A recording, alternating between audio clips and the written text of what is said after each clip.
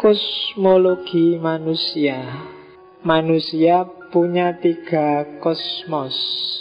Yang pertama alam Jabarut, yang kedua Misaliyah, dan yang ketiga Barzah.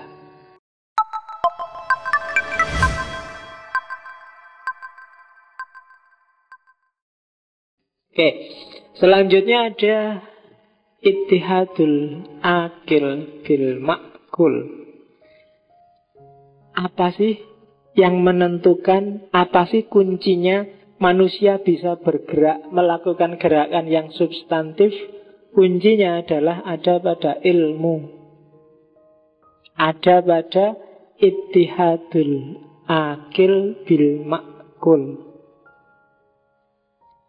Hubungan antara manusia dengan ilmu yang diserapnya. Katanya Mula Sadra, sebagaimana tubuh butuh gizi 4 sehat 5 sempurna sehingga kamu berkembang jadi besar, substansi dirimu, rohanimu, hakikat dirimu juga butuh 4 sehat 5 sempurna, namanya ilmu. Kamu bergerak kemana, seperti apa dirimu, apa yang kamu lakukan dan tidak kamu lakukan, gayamu sekarang kayak gimana, kuncinya ada pengetahuan apa yang kamu masukkan di kepalamu. Kalau kamu misalnya ya, contoh paling gampang hari ini, yang pro Jokowi sama yang anti Jokowi.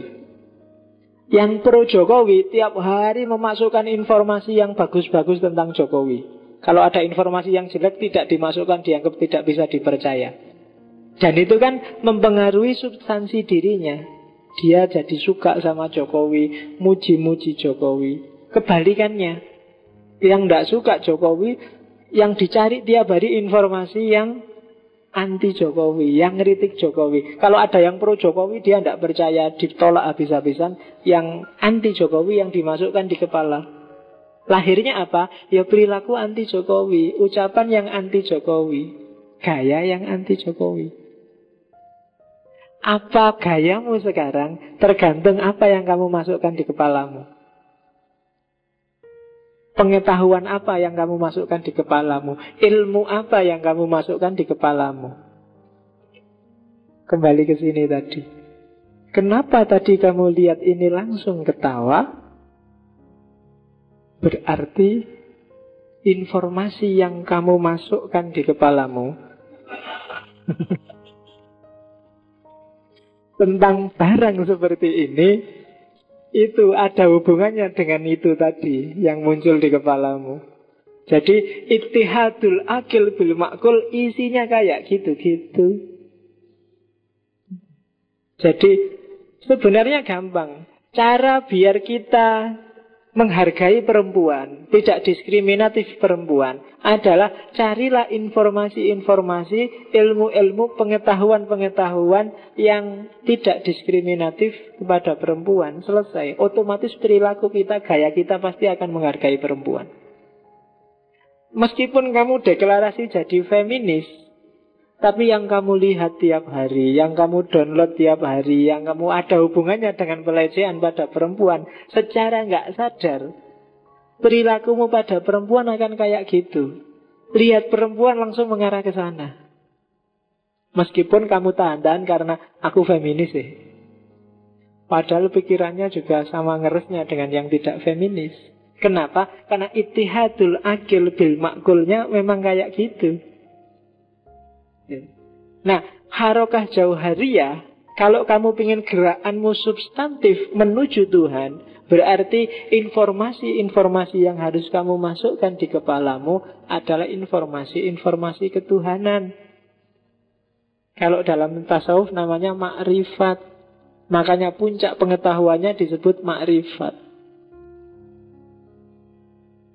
Terus tambah informasimu tentang keindahan Tuhan, kebesaran Tuhan, keagungan Tuhan. Lama-lama dia ittihad dengan dirimu. Ittihadul akil bil ma'kul.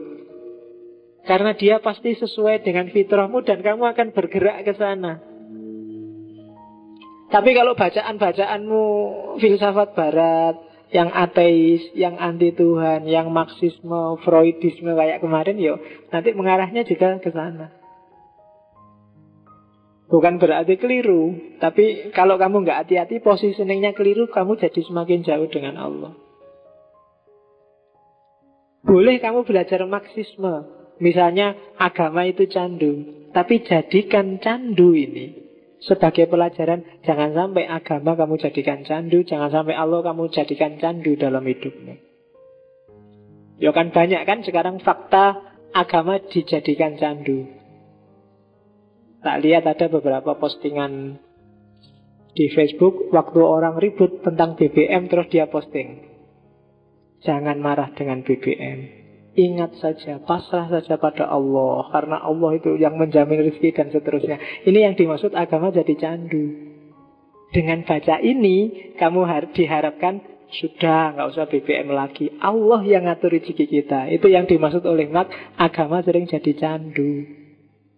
Kamu jangan malah ikut-ikutan Marx, agama dijadikan candu. Agama harus dijadikan semangat untuk bergerak. Buktinya para ulama sufi bisa mendirikan dinasti kok. Apalagi tukang demo. Harusnya lebih bisa lagi, kan gitu. Karena gerakannya lebih bisa luas daripada kiai ulama sufi. Kan tidak membayangkan kan, ulama sufi kok teriak-teriak anti BBM, kan nggak masuk akal. Kalian yang lebih bebas. Oke, nah ittihadul akil bimakul itu seperti itu. Masukkan terus informasi-informasi yang konstruktif, positif, yang mendukung gerakanmu semakin dekat sama Allah. Jangan kebalikannya. Kalau ada informasi yang kebalikannya, masukkan di kotak yang tepat. Masukkan di klaster kepalamu yang sesuai. Oh, misalnya Freud bilang bahwa agama itu cuma sublimasi seksual. Tapi menurut saya nggak begitu, karena agama caranya kayak gitu. Biar pemahamanmu tentang Freud tidak ittihadul akil bil makul. Seandainya dia harus bersatu dengan versimu, bukan versinya Freud, bukan versinya Nietzsche. Jadi kenapa? Karena informasi yang keliru akan bikin rohani kita sakit. Kayak tadi, kenapa sih kok kamu jadinya nggak rindu sama Allah? Karena terlalu banyak kamu ittihad dengan yang tidak perlu. Ittihadul akil bil makulnya keliru. Yang kamu persatukan dengan dirimu tidak pas. Persatukan dengan yang pas saja. Ilm yang sesuai untuk gerakan harokah jauhariyahmu menuju kesempurnaan. Tentang kosmologi manusia. Ya, menurut Mula Sadra, manusia punya 3 kosmos. Yang pertama alam Jabarut, yang kedua Misaliyah, dan yang ketiga Barzah. Alam Jabarut itu alam fisik. Tangan, kaki, hidung, mata, kumis, rambut, alam fisik. Kalau Misaliyah itu alam intelektual, rohani. Dan Barzah itu alam perantara. Kayak alam barzah itu kan, kubur itu kan perantara dari dunia nyata ke akhirat. Barzah juga alam perantara antara alam nyata dan alam rohani. Jadi ada talinya yang menghubungkan antara fisik kita dengan rohani kita, namanya barzah. Nah, tubuh manusia itu ada yang di alam fisik, ada yang di alam barzah. Cuma yang di alam barzah itu sifatnya rohani. Kalau menurut Mula Sadra itu kayak cermin, kayak imajinasi kita dalam mimpi. Mimpi itu kan nggak ada materinya, nggak ada ruangnya, tapi tetap kamu ketemu materi kan dalam mimpi. Ketemu temenmu, ketemu mobil, ketemu laptop, ketemu gunung, ketemu kampus. Yang kamu temui itu materi, tapi dia tidak ada materinya. Itu alam barzah. Nah, nanti di hari kiamat, ini kan dia Mullah Sadra mencoba mengatasi perdebatan antara Ibn Rus dan Ghazali. Yang dibangkitkan itu ya jasad kita, cuma bukan jasad fisik yang duniawi, tapi jasad fisik yang tadi barzakhi tadi. Jasad fisik yang bisa ditemui di mimpi, jasad fisik yang bisa ditemui di imajinasi. Kan ada perdebatan antara Ghazali dan Ibn Rus, meskipun nggak sejaman. Katanya Ghazali mengkritik Ibnu Sina bahwa katanya Ibnu Sina besok yang disiksa itu rohaninya. Karena jasad kan sudah hancur begitu dikubur di tanah. Ghazali nggak setuju. Kalau Quran bilang dibangkitkan jasmaninya, ya jasmaninya. Toh Allah bisa membangkitkan lagi jasmani yang hancur jadi utuh lagi. Katanya Ibn Rus, ya kalau gitu Allah tidak adil dong. Yang melakukan amal baik dan perbuatan dosa kan jasad yang lama. Sekarang yang disiksa dikasih ganjaran kok jasad yang baru. Nggak adil. Jasad lama kan jelas sudah hancur. Sekarang dikasih jasad baru lagi. Berarti ya yang dihukum tetap rohaninya. Wong yang namanya sakit itu kan tidak tergantung jasad. Sakit itu kan fenomena rohani. Kamu disiksa, dipukul sampai kesakitan. Yang sakit itu kan rohani. Mayat itu ketika rohani sudah pergi, mbok kamu banting, kamu bantai, kamu mutilasi juga, dia tidak merasa kesakitan. Jadi katanya Ibn Rus, enggak, besok disiksa di neraka itu ya cukup rohaninya. Jadi neraka tidak butuh palu, tidak butuh gergaji, tidak butuh, tinggal dikasihkan rasa sakit kayak di palu, rasa sakit kayak di gergaji, selesai. Mullah Sadra ngasih solusi, ya memang mungkin bukan jasad yang jasad hancur itu, tapi jasad yang sifatnya barzakhi. Jasad yang tidak fisik, tapi bagian dari diri kita. Nah itu meskipun sebenarnya nanti kalau ada Ibn Rus mungkin bisa dibantah lagi itu. Ya podo wae. Rohani itu. Jadi tidak dalam bentuk fisik, tapi dalam bentuk identitas. Tapi yang jelas ada alam Jabarut, alam Misaliyah, alam Barzah. Di atas itu ada namanya alam Malakut nantinya. Sampai nanti puncaknya ya alam ketuhanan, alam Lahut. Oke, itu kosmologi. Ini terakhir, Asfar Arba'ah. Ini biasanya yang sering dikutip orang bahwa puncak teorinya Mullah Sadra khususnya dalam tasawuf adalah al-asfar al-arba'ah. Untuk kita bisa tepat melakukan harokah jauhariyah sampai menuju kesempurnaan, kita harus melakukan 4 perjalanan, 4 sair. Perjalanan yang pertama adalah sair minal khalq ilal haq. Perjalanan dari dunia makhluk, dunia ciptaan menuju Allah. Meninggalkan realitas, menembus teori pembatas, menuju yang tak terbatas. Kita gunakan dunia makhluk sebagai kendaraan untuk menuju yang hak. Di perjalanan pertama, kita masih ada di dunia nyata, tapi kita bergerak mendekati Allah. Di perjalanan pertama kita ketemu syariat, kita ketemu sholat, ketemu zakat, ketemu puasa. Ini adalah upaya-upaya untuk mengatasi realitas. Jangan terjebak di dunia ini, jangan terjebak di dunia makhluk. Kita harus berjalan menuju Allah. Jadikan sholat, jadikan puasa, jadikan haji, jadikan realitas sekelilingmu sebagai pijakan untuk menuju Allah. Itu perjalanan pertama. Harus dilewati.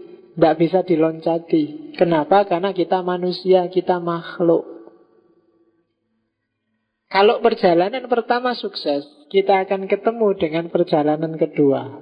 Sair bil haqqi fil haqqi.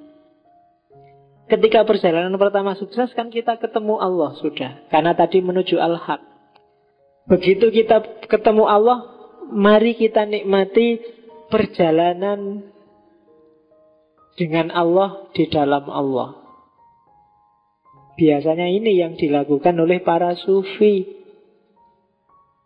Uzlah, riyadoh, suluk, kasyaf, makrifat, ittihad, hulul, dan lain sebagainya lah, konsep-konsep sama. Itu kan perjalanan bil haq fil haq. Perjalanan di dunia lahud, perjalanan di dalam Allah. Perjalanan kedua. Setelah tadi kita nyampe di Allah lewat kendaraan pertama. Kalau kita sukses mengembarai dunia ketuhanan, saatnya kita kembali. Jangan berhenti di sana. Karena umat, masyarakat juga butuh pencerahan seperti kita. Perjalanan yang ketiga adalah sair minal haq ilal khalaq. Dari Allah menuju makhluk. Jadi kembali ke tengah semesta, namun batinnya sudah terikat oleh Allah. Melihat segala sesuatu sekarang sudah enggak tertarik lagi. Karena yang ada di matanya hanya Allah. Jadi kalau sudah nyampe dunia Allah itu, dunia sudah enggak penting dan tidak menarik lagi. Begitu dia kembali ke makhluk, ya melihat segalanya adalah manifestasi dari adanya Allah. Sair minal haq ilal khalaq. Dan perjalanan yang keempat, yang terakhir, sair fil khalaq bil haq.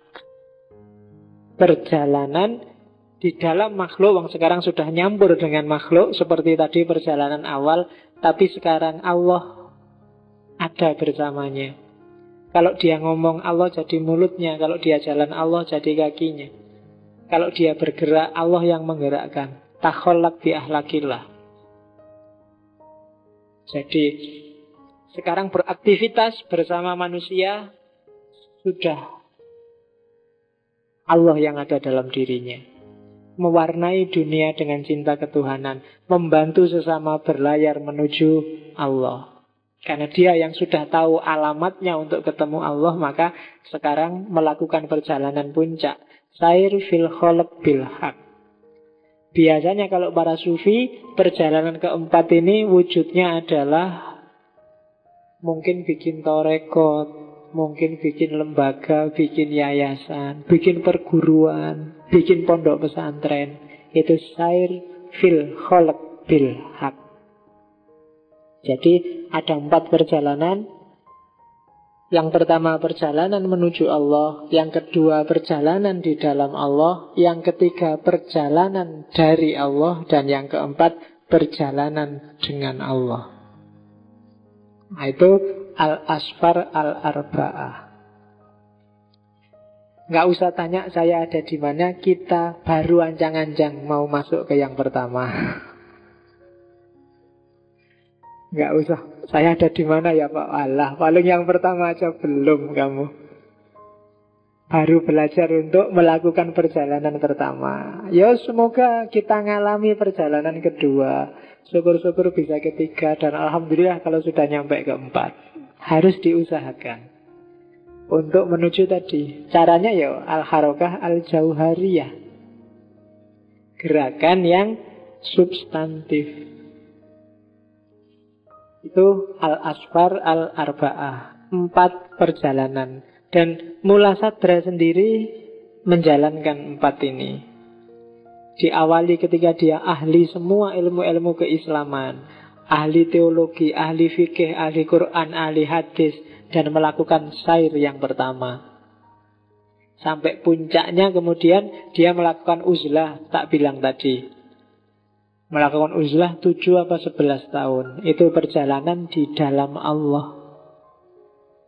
Kemudian dia kembali lagi bikin sekolahan, jadi guru, membimbing orang, nulis kitab untuk menceritakan pengalamannya di dunia Allah. Itu perjalanan dari Al-Haq.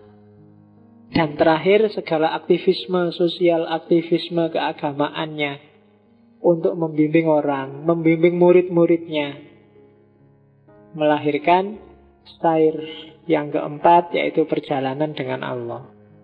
Jadi teori ini hasil kristalisasi sebenarnya perjalanannya Mula Sadra sendiri, yang disarankan juga untuk semua kita harusnya juga melakukan 4 perjalanan ini.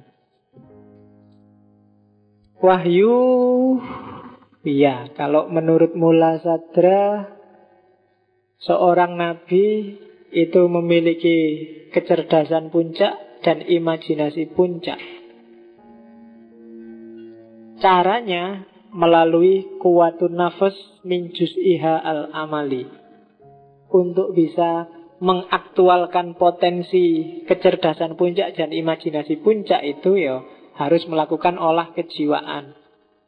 Itu yang dilakukan oleh Nabi Muhammad di Gua Hira. Itu yang dilakukan oleh Ibrahim ketika mencari Tuhannya. Kuwatun nafas min juz'ihal amali. Terus sekarang kalau ada orang yang juga melakukan olah kejiwaan, apa bisa Pak jadi nabi? Tidak bisa. Kenabian sudah terputus. Cuma parsial profesi, bukan nabi loh ya, tanggung jawab kenabian itu tetap harus bersambung. Tanggung jawab menyebarkan ajaran, tanggung jawab mendakwahkan Islam, itu tetap harus ada tokohnya. Nabi sudah nggak ada, tapi penerusnya harus ada. Karena kalau enggak, agamanya akan mati. Ya kalau kita ya para ulama. Karena Mula Sadra seorang Syiah, ya bagi dia penanggung jawab kenabian ya para imam.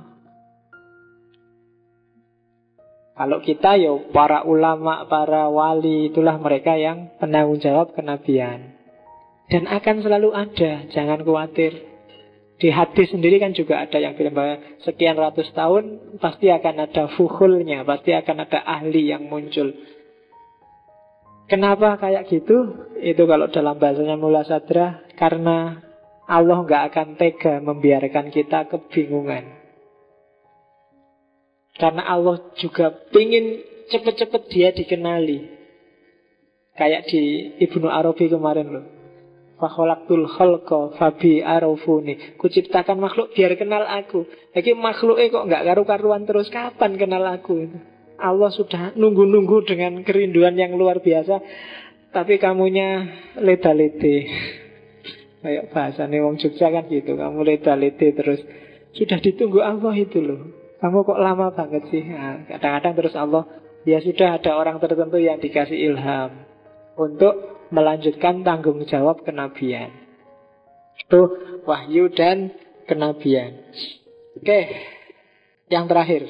Ini ada satu puisi yang saya senangi dulu dari Mula Sadra. Agak bagus. Tuhan itu tak terbatas, tanpa ruang dan tanpa waktu. Namun dia menjadi kecil sesuai dengan pemahamanmu. Namun dia akan datang sebatas kebutuhanmu. Namun kekuasaannya sebatas harapanmu. Namun firman-Nya sebatas keimananmu. Mereka yang yatim, dia menjadi ayahnya dan ibunya. Mereka yang butuh saudara, dia akan menjadi saudaranya. Mereka yang putus harapan, dia akan menjadi harapan. Mereka yang tersesat, dengannya akan menemukan jalan. Mereka yang berada dalam kegelapan akan mendapatkan cahayanya. Mereka yang sakit akan disembuhkannya. Tuhan akan menjadi segalanya dan bersama seluruh manusia, namun dengan syarat keyakinan, dengan syarat sucinya hati, dengan syarat sucinya rohani, dengan syarat menjauhi perkawanan dengan kekejian. Cucilah hatimu dengan debu dari segala debu. Cucilah pikiranmu dari segala pikir yang keliru. Cucilah mulutmu dari segala kata yang tak perlu. Karena Dia senantiasa menantimu, memanggilmu di setiap lorong hening malammu. Wah, iya.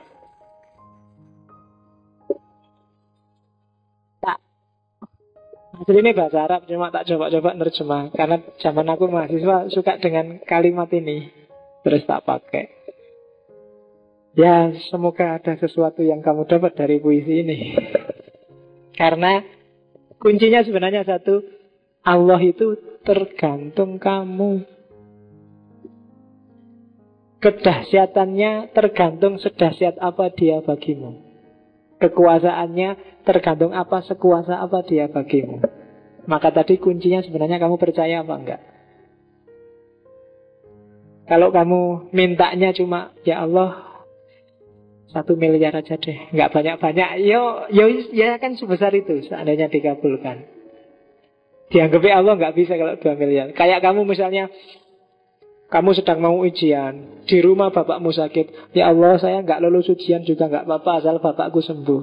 Loh, emangnya Allah nggak bisa kamu lulus ujian dan bapakmu sembuh? Kok kamu negosiasi doanya kok nanggung gitu?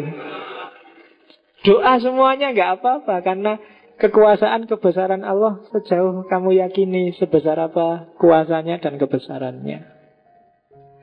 Oke, itu Mula Sadra. Dari iluminasi tradisi Persia saya akhiri sampai di sini. Minggu depan kita kembali ke barat, ke era postmodern. Jadi akan saya seling-seling barat timur, barat Islam, barat timur, biar kamu nggak nganggep satu-satunya yang benar itu barat atau satu-satunya yang benar itu timur.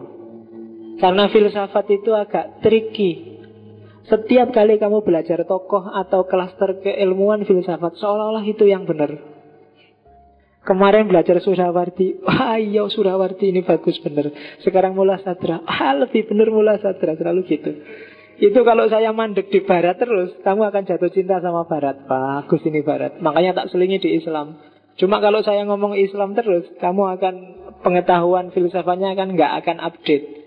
Kamu akan terkungkung di masa lalu era Islam klasik. Maka tak kembalikan lagi ke barat. Dan akan tak bolak-balik kayak gitu. Biar kamu pikiranmu gak terjebak di klaster manapun. Tapi carilah hikmah yang relevan untuk hidupmu masing-masing. Ya, caranya gitu. Oke, saya akhiri sekian. Insya Allah ketemu minggu depan di dunia barat postmodern. Wallahul muwaffiq, wallahu a'lam bishawab. Wassalamualaikum warahmatullahi wabarakatuh.